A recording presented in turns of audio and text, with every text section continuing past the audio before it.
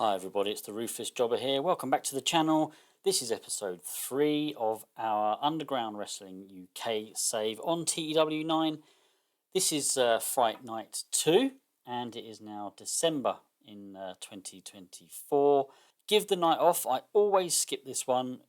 I've explained before, I will give people the night off and then suddenly realise, oops, I could have done with using that person. So I skip that. Venue or location, we're going to stick with our... Where are we? Harlequin Theatre in a little town called Redhill, where I was born. So we are expected to get 244 fans, and this holds 255. So it's kind of just right for us at the moment. Yes, we'll stick to that, please. Finalised broadcasters. Yep, we are on Remix automatic selection. Here we go. Booking team meeting. Okay, we won't have much creative energy. 88. We could get 2 angle ideas, but I still think at the moment we need to be looking at getting creative finishes. So let's go for one of those. A near certainty, that's what we wanted, so we won't have to sort of discard that. Yeah, we're left with 38, so can't do any more at the moment, but that's fine. Did we have any stored? Oh, we have. We've got 2 creative finishes now. Well, 3 if you include Grados. Right, so that's that. Locker room incidents, here we go. What we're going to get. Soraya Knight caused an incident when she antagonised Lacey Von Erich. They nearly broke out into a fight. Okay, that's not great. Small positive impact on Knight. Happy at this action, that's good. But Lacey Von Erich was unhappy, calling it soft. Tyson T-Bone nearly got into a fight with Ryback. Ryback's going to have to go. I know this is probably T-Bone's fault, but I imagine Ryback is a bit of a wind-up. Yeah, we got a bad thing for him in the last show, so nothing noteworthy from the incident. The word backstage is that Mastiff and Donovan Dijak have been getting on particularly well. Well, that's all that's the kind of backstage incidents we want to see. Okay, so that's that. Address the locker room. Let's just do team bonding. Yeah, why not? We can't inspire them again at the moment. Strengthen the relationship between Dijak and Big Damo. Right, let's head into the show then. So let's take you through what I've got then. We'll start off with the first angle is basically Von Erich and Radinov opening the show. Just our 2 kind of segment hosts there. We have rated both of them on working the crowd. It's just a 3-minute angle. We are scripting it. I'm trying to remember to do that for most, if not all, of our angles at the moment. We've also done it as hype, because obviously they're hyping the show. Not sure how that's going to work out if there's no other kind of wrestlers and they're not sort of hyping. I don't know why I get the impression that the hype thing works better if there's other people involved, because it means they're sort of talking about certain wrestlers and just, hyping it. I don't know. It could just be complete and utter rubbish, I've said there. Next, we then have Mastiff with a pre-gauntlet match promo with his manager, Jackie Polo. So this time I'm trying it with just Mastiff on screen, and he is cutting the promo, and hopefully it'll tell us that Jackie Polo has helped him. He mentions Big Damo, Davey Boy Smith, Grado, Yeston Reese, just because they're the people he just decides to mention in this angle. It's nice really to he's sort of having a go at a couple of the wrestlers. I don't care about your Big Damo or your Davey Boy Smith, and Grado doesn't have a chance in hell either. And as for that Yeston Reese, there's no chance he's going to, he's just sort of mentioned a few wrestlers, but I didn't want them all to be mentioned. We have rated, I said we rated Mastiff on cutting a promo. We're doing this one backstage as well, so just imagine that the theatre has a kind of big screen. Even small theatres like the Harlequin can do that these days, so that's fine. So it's sort of showing up on there. We've kind of done it as live though, rather than pre-taped. Next, we have Donovan Dijak. He mentioned in the last show that he's kind of just back from injury. He's making his debut this week, so we have him facing Martin Kirby. Dijak will get the win, and this is a steal the show match. We're doing it's a 15-minute match. We'll see how that goes. That's just really to get more matches on the card. And then a taped angle with, it's basically gauntlet match promos from certain wrestlers, just a 3-minute angle with Rampage Brown, Tyson T-Bone and Von Wagner cutting their promos and telling everyone why they think they are going to win the gauntlet. Done this one as a tease. I always think tease and hype are quite similar, So hype, I guess, is just a more heightened way of teasing a match, or yeah, I don't know. Maybe I should put it as hype. I do like to have a bit of variation on the shows though, because I think it helps the rating. But on the other hand, maybe I shouldn't game it. I mean, we are hyping, aren't we? They are hyping. So yeah, we'll do that. Yeah, 3 minute angle. Then we go to Madman Manson with one of his voiceovers. He's voice overing a promo from Shelton Benjamin and Ryback, and they've issued a challenge to anyone else who thinks they can take them on in a tag team match. And we did this as two parts. So the first part is Madman Manson being the voiceover for the or introducing the Shelton Benjamin Ryback promo, and then we sort of cut back to maybe just a bit of a video, maybe Madman Manson is on the screen. We've put him down as what have we rated him on? Working the crowd, so he kind of is on screen, I guess. So then he sort of says, "This has been accepted. This challenge has been accepted by Lou Nixon and Omari, but we've left them off screen because Madman Manson just says they've accepted this via their social media accounts. They decided to team up and see if they can make a name for themselves in this particular match." Yes, it's just a 2 minute. Part one was 2 minutes. Part two was just a 1 minute. Then we go to that tag team match, and I'm basically having Nixon and Omari go over here. Ryback isn't happy, but you know what? We're just going to get rid of him. And Shelton Benjamin, I'm sure he must just retire after this show. I'm sure it's coming to an end. So, yeah, why not? You know, you lose looking up at the lights. So we're going to give the win to Lou Nixon. He's unimportant. Omari is recognisable. Hopefully they'll get a bit of a boost, a bit of a pop boost from this match. It does say that we're using Lou Nixon. He's being overused on this show, but do you know what? I don't think it'll have too much of a dramatic effect. Yeah, Ryback is unhappy. Fine. Then we have Angel Cruz interviewing Charlie Sterling. Wanted to give Angel Cruz something to do, and Charlie Sterling was just kind of the guy that I wanted. I think he was the next highest in the card, a well-known player for us. Yeah, why not have him being interviewed? So it's just a self promo, really. Rated him on, just being interviewed actually, and Angel Cruz being the interviewer, and this is in the ring. Next, we have Jack Jester taking on Rory Coyle. Yeah, just another throwaway match, just to sort of beef it out a bit. Most of our guys are in the gauntlet match. After this show, though, things will be a little bit more spread out. We'll be able to use a lot more of our higher placed guys, you know, in individual matches. So we've got Jack Jester going over. He's actually jumped from unimportant to recognisable since the first show. Kind of where I want him. Would actually like to get him over a lot more. So yeah, giving him the win here. In fact, I'm going to have him dominate because I do actually want to get him over. So we'll have him dominate the match as well. Hopefully, get a bit of extra pop for that. And he's winning it in like 6 minutes. So yeah, and by submission as well. Another taped angle. This is more gauntlet match promos, and these ones are being done by Blake, Davey Boy Smith Jr., and Grado. Another 3 minute angle, just some taped promos of these guys explaining why they're the ones who are going to win the gauntlet match. And then we go into that match. So there's a little bit to unpack here. I've already explained, I might have changed my mind, but I've stuck with it. Mastiff is going to win this. So we are going to see, as you can see on screen now, I've kind of just given you the rundown. We're going to have a Big Damo starts off in the ring with Saxon Huxley. Big Damo gets the win there. So he stays on, and Yeston Reese comes out. Yeston Reese loses, so Big Damo with another victory there. So Big Damo stays on, and he then faces Blake.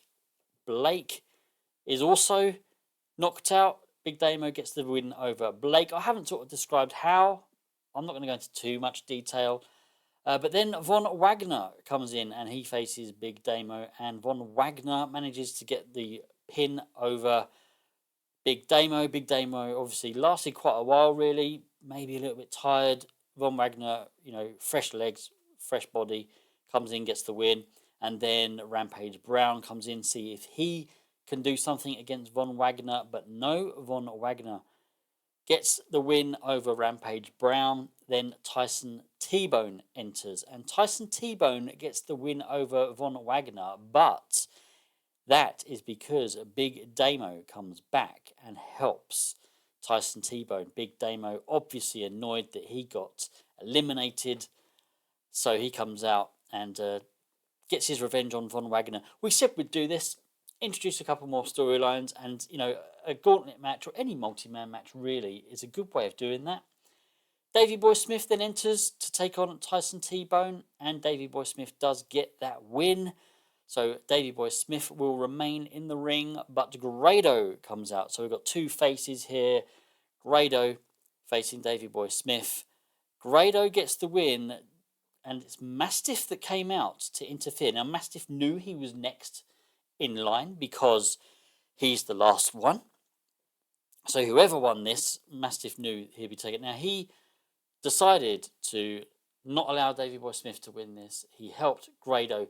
Maybe part of him thinks, I've got a better chance against Grado. Maybe part of it is just because he's got a bit of a bee in his bonnet about Davey Boy Smith.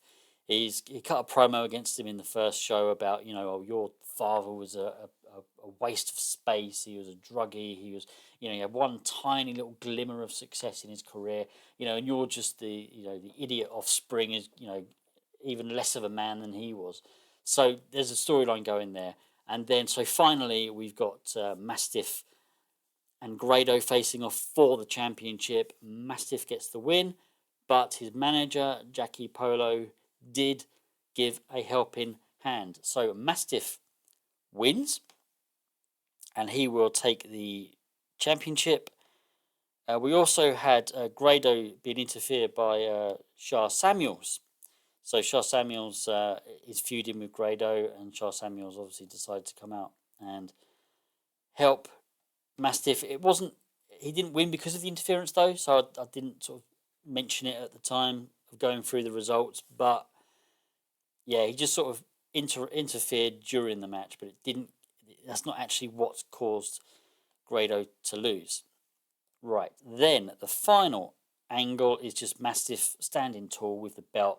I rated him on. Did I rate him on? Yeah, intimidation, because he's a big beast. And I think they get rated on menace. Regardless, he's a big beast. He's holding the belt aloft. He's looking menacing. He's intimidating. That will then be the end of the show. We've definitely got time to go through results and stuff. So yeah, let's have a look then. Let's see how this show does. Didn't decide to do any pre-show matches for this one. So the opening angle with Von Erich and Radinoff, we get a 36. I won't go through all the details again. You know what's happening. The initial Mastiff pre-gauntlet match promo, I said gauntlet match here, but gauntlet match promo from Mastiff gets a 36. Doesn't say Polo helped him, so yeah, don't know how to sort of get that. We did gain heat with the Disrespect the Bulldog storyline. And then we get a 48 for Donovan Dijak taking on Martin Kirby. Yeah, quite pleased with that. 14 minutes 40. Dijak gets the win by pinfall. This was our Steal the Show match. Yeah, very pleased with that, actually. I'm going to start as well trying to remember to write down the names of the people that get really good scores, so then I can give a proper post-match talk to the guys. The taped gauntlet match promos, the first set gets a 36. Quite pleased with that. And then the Madman Manson voiceover angle, the tag team sort of challenge, gets a 41, which I'm quite pleased about. And obviously we didn't have Lou Nixon or Omari on screen for this. I think we would have got a much worse score if we did, because they are both low down the card. Lou Nixon particularly being unimportant. So yeah, I think I did this the right way. Yeah, 41, pleased with that. And then the match getting a 36. I mean, it wasn't the best match in the world, but, it was literally just to give Ryback and Shelton Benjamin something to do and, put a couple of guys over. And Lou Nixon, I quite like the look of him. I do want to push him. Maybe not to the moon, but I think to a certain extent, I want him to get up that card quite a bit. Yeah, I mean, Ryback will be absolutely, fuming. This is a shame. Andy Coyne and Angus McAnally are an awkward pairing. We might have to relook at our commentary team already. Okay, so yeah, 36 overall. Can't really complain too much. What did we get in terms of Shelton Benjamin? Got a 45. I mean, it's worth writing his name down. I mean, we'll give him a hug or something after the show if we've got sort of space to do that. Probably is his last match. I would have thought he must be retiring. Charlie Sterling being interviewed by Angel Cruz gets a 40. Yes, happy with that one. And a 24 for Jack Jester against Rory Coyle. Well, Jack Jester is only just out of the unimportant category, and Rory Coyle is unimportant, I think. So yeah, he is.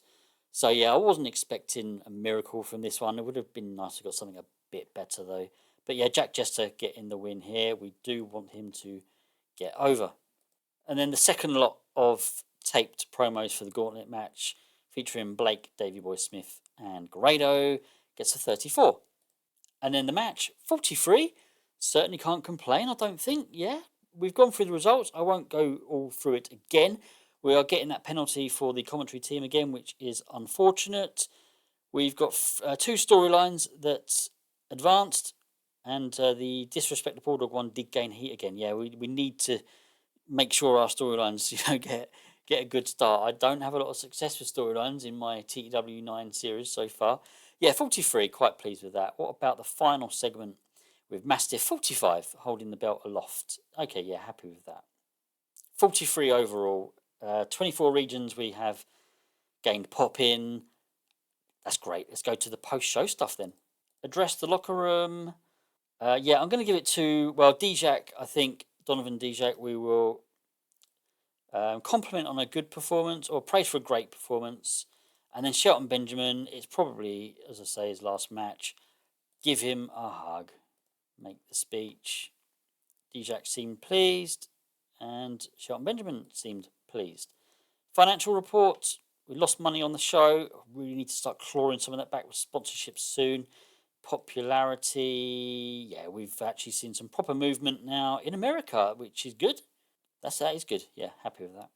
So back in our office, let's have a look at the emails. There shouldn't be too much really. Martin Kirby offer from TNT, and the viewing figures for Fright Night for Fight Night 2, 2009.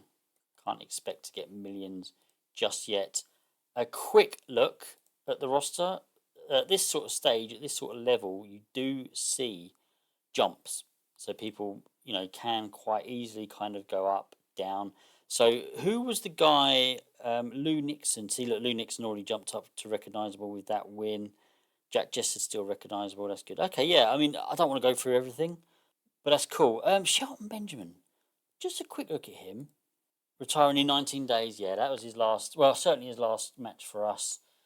Yeah, we're not going to. He does work for Defy as well, so he might well still have some stuff to do with them. Ryback, we're going to sack you. We are going to get rid of you. You're very angry. You're an asshole backstage.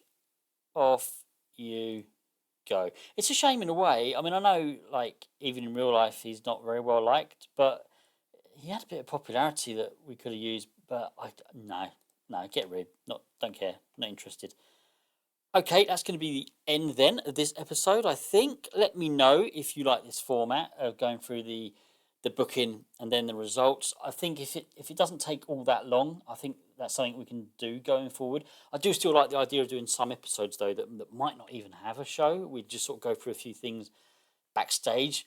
I know it can get a little bit boring though if you're just watching me go through people to sign. So yeah, I don't really want to go that route, but maybe. Or if there's anything you guys want me to show you, if there's anything you guys want to see sort of backstage or want to see me do, or just let me know, and we can do that. We can do something a little bit different with this series. I'm totally open, completely different to the series I've done in the past. So I hope you've liked it. See you all again soon. Take care of yourselves. Goodbye.